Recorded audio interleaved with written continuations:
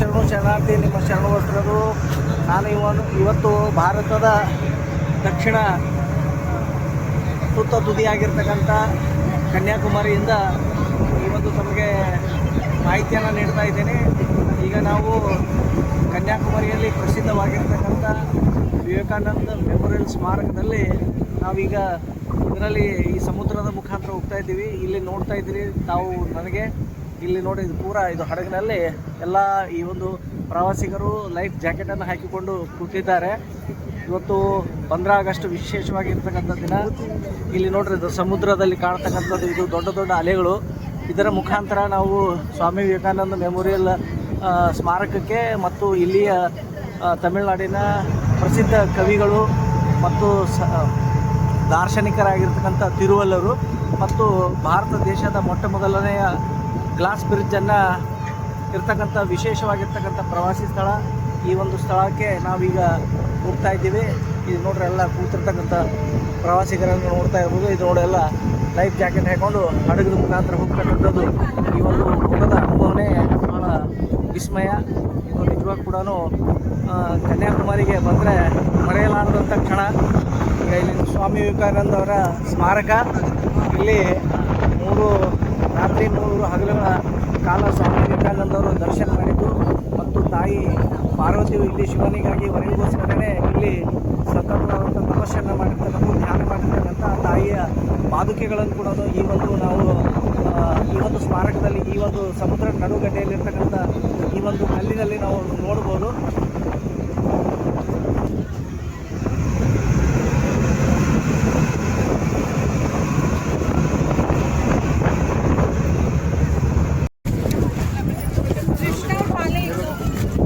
ಇದು ವಿವೇಕಾನಂದ ಮೆಮೋರಿಯಲ್ ರಾಕಿಗೆ ಬಂದ ಮೇಲೆ ಇದು ಈ ದಂಡೆ ಇಲ್ಲಿ ಹಡಗುಗಳು ಬಂದು ನಿಲ್ಲುತ್ತೆ. ಇಲ್ಲಿ ಕ್ರೇನ್ ಇದೆ.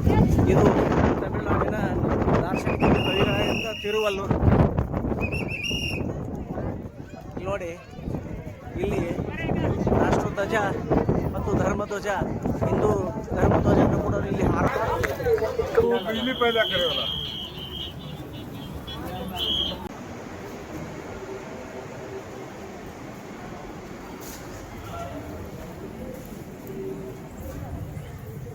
ಸ್ವಾಮಿ ವಿವೇಕಾನಂದ ಅವರ ಈ ಒಂದು ಸ್ಮಾರಕಕ್ಕೆ ಬಂದ ಮೇಲೆ ಇದು ಧ್ಯಾನ ಕೇಂದ್ರ.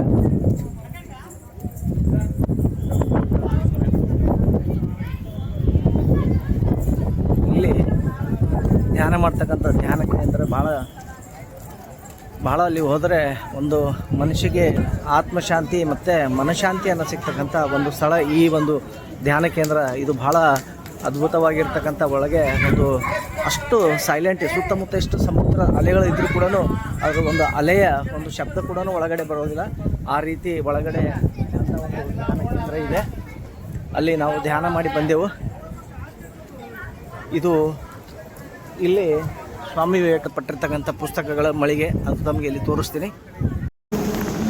ತಮಿಳುನಾಡಿನ ಕವಿಗಳು ದಾರ್ಶನಿಕರಾಗಿರ್ತಕ್ಕಂಥ ತಿರುವಲ್ಲೂರವರ ಸುಮಾರು 133 ಫೀಟ್ ಹೈಟ್ ಇರ್ತಕ್ಕಂಥ ಈ ಒಂದು ಸ್ಟ್ಯಾಚು, ಆ ಮೂರ್ತಿಯ ಹತ್ತಿರ ಹೋಗ್ತಾ ಇದ್ದೀವಿ.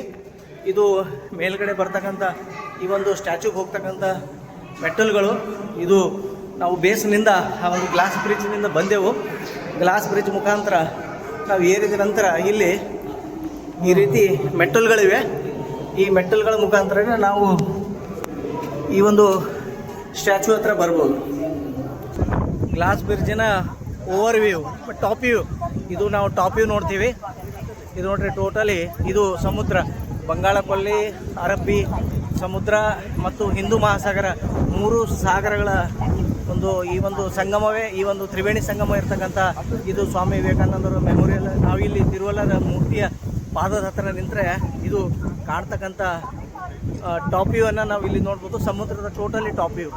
ಇಲ್ಲಿಂದ ಟೋಟಲ್ ಪೂರ್ತಿಯಲ್ಲಿ ನೋಡಿ ಅಲ್ಲಿ ಪೂರಾ ಕನ್ಯಾಕುಮಾರಿಯನ್ನು ಇಲ್ಲಿಂದ ಪೂರ್ತಿಯಾಗಿ ನೋಡ್ಬೋದು.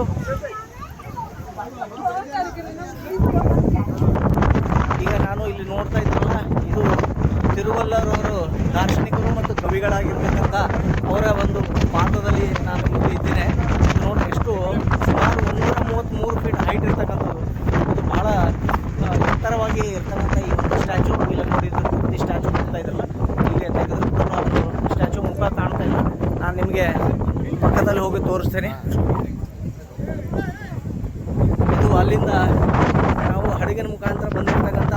ಸ್ಥಳ.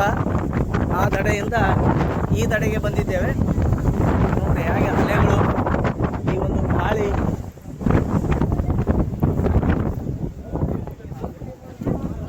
ಇದು ಸಮುದ್ರದ. ನಾನು ಇವತ್ತು ಮುಂದಿಯ ಸೋಪಾನ ಹಾಕಿದ್ದೇನೆ.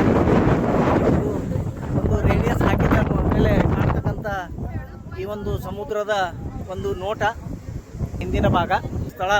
ಈ ಒಂದು ತಿರುವಲ್ಲವರ ಈ ಒಂದು ಸ್ಟ್ಯಾಚು, ಮತ್ತು ಇಲ್ಲಿ ಸ್ವಾಮಿ ವಿವೇಕಾನಂದರವರ ಈ ಒಂದು ಸ್ಮಾರಕ.